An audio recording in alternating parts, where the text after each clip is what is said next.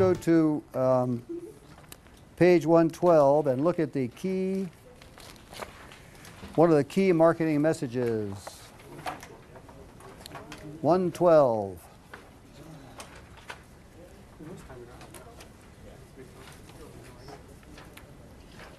This is sometimes called the business case analysis. Those of you who work for the government will recognize it as a lifetime ownership cost type of analysis, that sort of thing.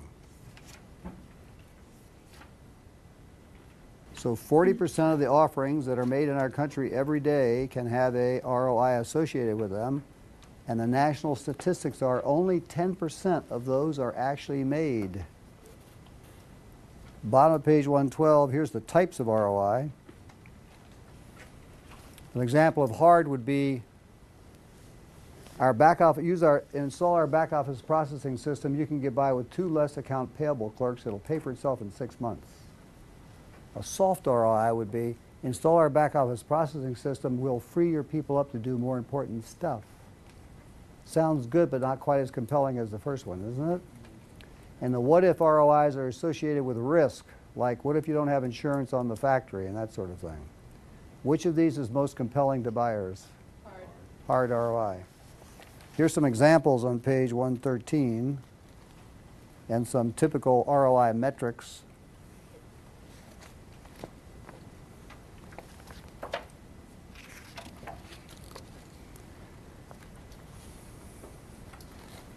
Top of page 114 shows what surveys show that what C-level executives want, the 5 things they want. Number 1 is almost always the ROI. Top of page 115, when government contractors win business, in many cases it's because of the ROI. It's a great price because they've already developed it for another government agency, so they can provide a great ROI for the customer.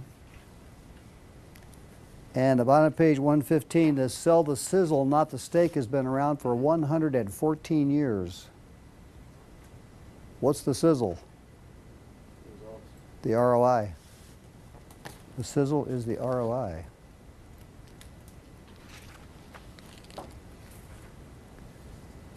Top of page 116, when you're selling these complex technical solutions, before 9/11, that 9/11 dot-bomb crash era, it used to be that buyers would buy stuff like software if it showed an ROI in less than 2 years. Still 2 years? Now it's either 6 months or within a buying cycle. To give you an example, when I first left the Navy, before I got that job selling medical software, another guy and I were representing small software companies. And so we were almost like manufacturer's rep for software companies. So we go into Lockheed Martin, Northrop Grumman, etc., representing small companies' software that did various things. We got a certain reputation, good reputation. And a CEO would call us up and say something like, we heard you're representing people's software around town. How about representing ours? The first question that Paul or I would ask was this: what's the ROI for the customers for your software? If the CEO would say something like this, what do you mean by ROI? How much longer was the conversation lasting? Not too much longer. But if the CEO would say, well, our single sign-on system, here's a 1-page glossy from Bank of America. Case study, pays for itself in 6 months. Here's one from Wells Fargo, paid for itself in 7 months. Here's one for the country's biggest federal credit union, the Navy Federal Credit Union, paid for itself in 9 months. Are we interested now or not? Yes.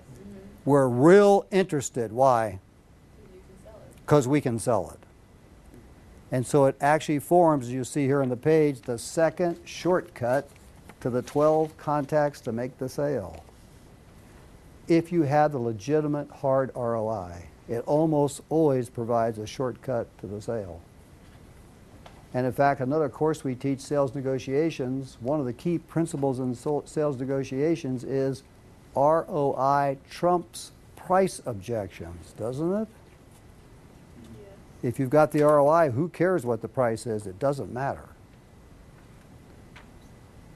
So there's a lot of improvement that can be made in this area. In many cases, the reasons people don't do it are understandable. That is, you can't get the data from the customers. So they won't give you the data like they gave to Joan. But just recognize this is the second shortcut to the 12 contacts to make the sale. If you have the credible ROI, it almost always shortcuts the sale.